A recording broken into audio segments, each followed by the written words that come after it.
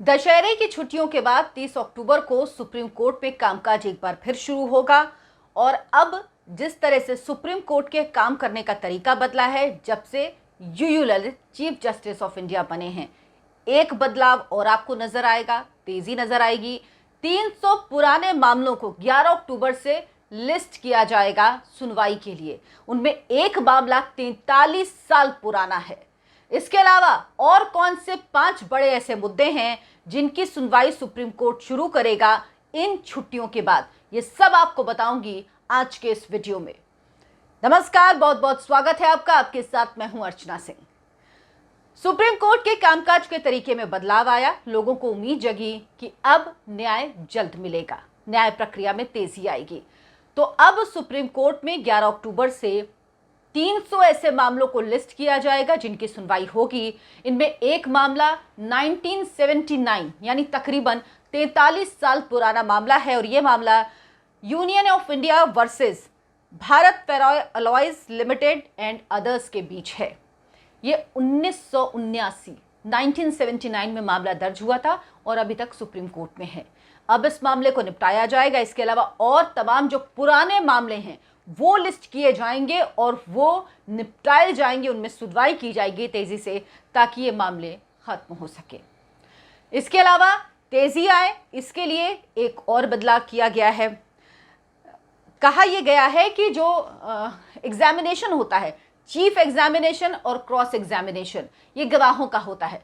Chief examination वो होता है जिसमें जिस पक्ष ने गवाह बुलाया होता है उसके वकील जब उस गवाह से सवाल जवाब करते हैं, और क्रॉस एग्जामिनेशन वो होता है जिसमें दूसरे पक्ष के वकील उस गवाह से सवाल जवाब करते हैं। इसके लिए क्या होता था कि आज अगर चीफ एग्जामिनेशन हुआ, यानी आज जिस पक्ष का गवाह है उस पक्ष के वकील ने सवाल जवाब किया, तो उसके बाद स्थगन ले लिया जाता था और यह स्थगन कभी कभी लंबा भी होता था। और उसके बाद फिर क्रॉस एग्जामिनेशन होता था, उसके लिए काफी दिन लग जाते थे। लेकिन अब एक मामले में जस्टिस अजय रस्तोगी और जस्टिस सीटी रवि कुमार ने यह कहा है कि यह नहीं होगा। चीफ एग्जामिनेशन और क्रॉस एग्जामिनेशन यानी दोनों पक्षों के वकील जल्द ही उस गवाह से सवाल जवाब करेंगे। वो उसी दिन हो सकता है या बहुत ज्यादा अगले दिन हो सकता है। यानी उस गवाह से आज पूछताछ करिए या कल कर लीजिए, क्रॉस एग्जामिनेशन करना है, लेकिन लंबा स्थगन अब नहीं मिलेगा। पहले एक पक्ष ने बातचीत कर ली, एक के वकील ने पूछ लिया, दूसरे पक्ष के वकील के लिए गवाह जब तक आता था तब तक गवाह कई बार सालों बीत जाते थे और गवाह भूल भी जाता था कि उसने क्या बातें कही या क्या कुछ हुआ था। ये कई बार ऐसे उदाहरण हुए हैं। अगर कोई ऐसा मामला है जिसमें उस गवाह का बहुत इन्वॉल्वमेंट नहीं है और वो गवाही देने आया है, बहुत पहले का मामला है, उसने कुछ देखा है, उसके सामने कुछ हुआ है, कोई ऐसी चीज़ें हैं, कोई कागज़ में चीज़ें हैं, तो वो भूल जाता है और उसके बाद सालों निकल जाते हैं इसमें। लेकिन अब सुप्रीम कोर्ट ने साफ किया है कि दोनों पक्षों को उसी दिन या बहुत ज़्यादा अगले दिन इस मामले में गवाह से पूछताछ करनी होगी। इसके अलावा 11 अक्टूबर से या कहिए 10 अक्टूबर से ही 5 ऐसे बड़े मामले हैं जिनके लिए संवैधानिक बेंच बनाई गई है 5 जजों की, और इन पर सुनवाई शुरू होगी। इनमें एक मामला नोटबंदी से जुड़ा हुआ है। 2016 में जो नोटबंदी हुई, 500 और 1000 के नोट बैन कर दिए गए, वो चलन में नहीं रहे, उसको लेकर एक याचिका दायर की गई है, इस पर सुनवाई होगी। साथ ही जम्मू कश्मीर से अनुच्छेद 370 को हटाने को लेकर भी एक याचिका सुप्रीम कोर्ट में है, उस पर भी सुनवाई होगी। यानी अब इन याचिकाओं को फटाफट निपटाया जाएगा, जल्द से जल्द कार्रवाई होगी, सुनवाई होगी और मामले निपटाए जाएंगे। अब 3 ऐसे मामले आपको बताने जा रही हूं जो बहुत महत्वपूर्ण हैं। तारीखें भी याद कर लीजिए और मामले तो आपको खैर याद ही रहेंगे। 10 अक्टूबर को पहले मामले की सुनवाई होगी, वो है वक्फ एक्ट से जुड़ा मामला। वक्फ एक्ट जो 1954 में नेहरू जी ने बनाया, उसके बाद 1993 में इसमें संशोधन किया गया और अधिकार दे दिए गए, और 2013 में तो बिल्कुल कह सकते हैं इतने अधिकार दे दिए गए, एब्सोल्यूट पावर जिसे आप कह सकते हैं। वक्फ एक्ट के तहत वक्फ बोर्ड किसी भी जमीन को क्लेम कर सकता है, आप कोर्ट नहीं जा सकते। हालांकि सुप्रीम कोर्ट ने इस बात को मना कर दिया बाद में, और ऐसा हुआ कि कोर्ट आप जा सकते हैं, लेकिन इस कानून में यही कहा गया था, इस कानून के अनुसार यही था, तो इसको चैलेंज किया गया है। क्या यह संविधान के अनुरूप है क्या लोकतांत्रिक देश में ये कानून होना चाहिए? क्या ये एक तरफा पावर नहीं देता एक समुदाय को? क्या इसका दुरुपयोग हो रहा है?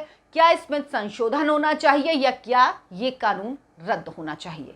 इसकी सुनवाई 10 अक्टूबर को होगी, यानी जिस दिन कोर्ट खुलेगा उस दिन। 11 अक्टूबर को होगी प्लेसेस ऑफ वर्शिप एक्ट 1991 का प्लेसेस ऑफ वर्शिप एक्ट, जो अकेले में इतना खतरनाक नहीं है, लेकिन जब वक्फ एक्ट के साथ इसको जोड़कर देखा जाता है या कानूनी दांव पे जब तब देखे जाते हैं तो बहुत खतरनाक हो जाता है। प्लेसेस ऑफ वर्शिप एक्ट सीधा सीधा है, जहां से हिंदुओं से सारे अधिकार ले लिए गए और दूसरे पक्ष को सारे अधिकार दे दिए गए। इससे सिर्फ एक मामला, राम मंदिर के मामले को अलग रखा गया। इसके अलावा कहा गया कि 1947 में पूजा स्थलों पर जो स्थिति है उसे ही बरकरार रखी जाएगी। उस पे आप कोई दावा नहीं कर सकते, और तो और छोड़िए, आप कोर्ट नहीं जा सकते। यानी संविधान जो अधिकार देता है नागरिक को कोर्ट जाने का, अगर उसे न्याय नहीं मिलता या उसको लगता है उसके साथ गलत किया गया है, सरकार ने कोई नियम कोई कानून गलत बनाया, तो वो कोर्ट जा सकता है। इसमें जो संविधान का दिया गया हक है, अधिकार है, वो भी छीन लिया गया कि आप कोर्ट नहीं जा सकते, इस कानून को चैलेंज नहीं कर सकते।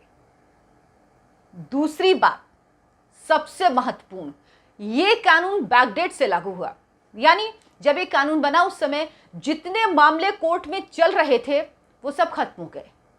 जबकि कोई भी कानून जब बनता है तो वो जिस तारीख में बनता है उस तारीख से लागू होता है, कभी भी कोई कानून बैक डेट से लागू नहीं होता। लेकिन ये 1991 का places of worship act back date से लागू किया गया। जितने मुकदमे थे वो सब खत्म कर दिए गए, सिर्फ राम मंदिर के मामले को अलग रखा गया, इससे कि उस पर कोर्ट की प्रक्रिया चलती रहेगी और उस पर कोर्ट जो फैसला देगा वही मान्य होगा। इसके अलावा जितने मामले कोर्ट में चल रहे हैं सब बंद कर दिए जाएंगे। ये क्यों किया गया ये समझना मुश्किल नहीं है, ये किस लिए किया गया ये समझना मुश्किल नहीं है। एक पक्ष से अपने सारे अधिकार ले लिए, दूसरे को सारे अधिकार दे दिए। और ये तब जब अगर मेरे घर में किसी ने कब्जा कर लिया, अगर मेरा घर तोड़ के किसी ने अपना घर बना लिया, तो आप ये कह रहे हैं कि मैं अपने घर पे दावा नहीं कर सकता, मैं कोर्ट में नहीं जा सकता, मैं भूल जाऊं, खत्म कर दूं, हो गया जो हो गया, अब उस पर बात भी ना करूं। ये कैसे होगा? ये कैसे आप कर सकते हैं? और आपने ये किया और अब इस मामले की सुनवाई कोर्ट में होगी। सुप्रीम कोर्ट तय करेगा कि संविधान के अनुरूप कानून है या नहीं है, या इसको पास करने में, इस विधेयक को पास करने में संविधान का उल्लंघन किया गया। जो इसके सेक्शंस हैं वो संविधान का उल्लंघन करते हैं, ये सब सुप्रीम कोर्ट तय करेगा। तीसरे मामले की सुनवाई होगी 30 अक्टूबर को, बेहद महत्वपूर्ण है। माइनॉरिटी कमीशन एक्ट, इसको चैलेंज किया गया है कि क्या ये संविधान सम्मत है। माइनॉरिटी कमीशन एक्ट, क्या एक लोकतांत्रिक देश में जो धर्मनिरपेक्ष देश है, क्या वहां पर ये एक्ट होना चाहिए, इसे चैलेंज किया गया है। और वाकई ये सवाल है कि सभी कानून, चाहे प्लेसेस ऑफ वर्शिप एक्ट हो, वक्फ एक्ट हो, वक्फ बोर्ड हो, माइनॉरिटीज एक्ट हो या अल्पसंख्यक मंत्रालय हो, एक देश जो संविधान से चलता है, एक देश जिसके संविधान ने हर नागरिक को बराबर के अधिकार दिए हैं, एक देश जहां पर सरकार जब कोई योजना बनाती है तो किसी पंथ, किसी संप्रदाय, किसी धर्म को देखकर नहीं बनाती, वो नागरिकों के लिए बनाती है। ये बात अलग है कि अगर किसी वर्ग को ज़्यादा ज़रूरत है या अलग तरह की ज़रूरतें हैं तो उस तरह की योजनाएं बनती हैं ताकि उस वर्ग को फ़ायदा हो, उस वर्ग को भी देश की गतिशीलता में शामिल किया जाए, वो वर्ग भी विकास की इस दौड़ में आगे बढ़ पाए, और इसी तरह से योजनाएं बनती हैं।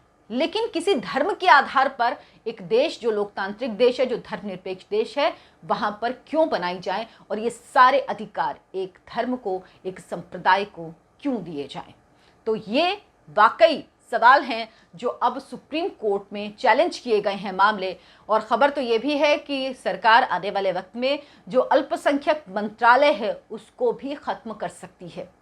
वाकई ये खत्म होना चाहिए। अल्पसंख्यक मंत्रालय की ज़रूरत क्या है इस देश में? इस देश में हर नागरिक के लिए योजनाएं बनती हैं, हर नागरिक तक योजनाएं पहुंचती, समानता है, उसके बाद इस मंत्रालय की क्या ज़रूरत है? तो ये मंत्रालय वाकई में ख़त्म होना ही चाहिए।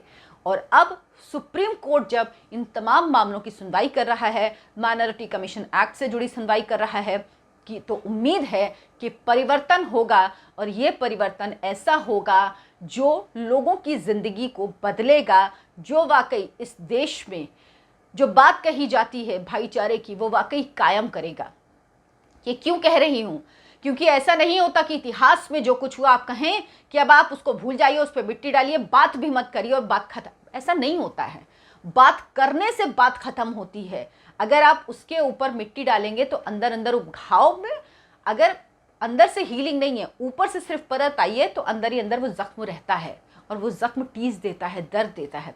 ज़रूरी है उस जख्म का इलाज हो, परमानेंट इलाज हो, ताकि वो नासूर ना बने। और अब इन मामलों में सुनवाई से ये उम्मीदें बढ़ी हैं। लेकिन आप ये भी याद रखिएगा कि सारी सुप्रीम कोर्ट की कार्रवाई जो संवैधानिक बेंच की है वो आप सब लाइव देख सकते हैं। सुप्रीम कोर्ट के यूट्यूब चैनल पर ये लाइव टेलीकास्ट होती है और आप खुद देख सकते हैं किस पक्ष ने क्या कहा, किसके लिए क्या कहा, कौन सी दलील रखी, कौन क्या बात कह रहा था और बाहर आके किस तरह के वर्जन देते हैं। अभी तक तो हम बहुत डिपेंड रहते थे, जो अखबारों में छपा, जो टीवी में बताया गया, जो रिपोर्टर्स ने बताया, तो छन छन की आती थी बातें, पूरी बात नहीं आती थी। लेकिन अब आप लाइव सुन सकते हैं कि कौन क्या कह रहा है। तो जब इन मामलों की सुनवाई हो, 3 डेट याद रखिएगा, 10 अक्टूबर, 11 अक्टूबर और 30 अक्टूबर, इन तारीखों को जरूर आप लाइव सुने और खुद जाने कि क्या हो रहा है, किसने क्या कहा, कौन पक्ष में बोला, कौन विपक्ष में बोला, ताकि सबकी गवाही तारीख में दर्ज होती रहे, जो सबसे जरूरी है। अगर आपको मेरा वीडियो पसंद आया हो तो लाइक करें, शेयर करें और मेरे चैनल को सब्सक्राइब जरूर करें। नमस्कार।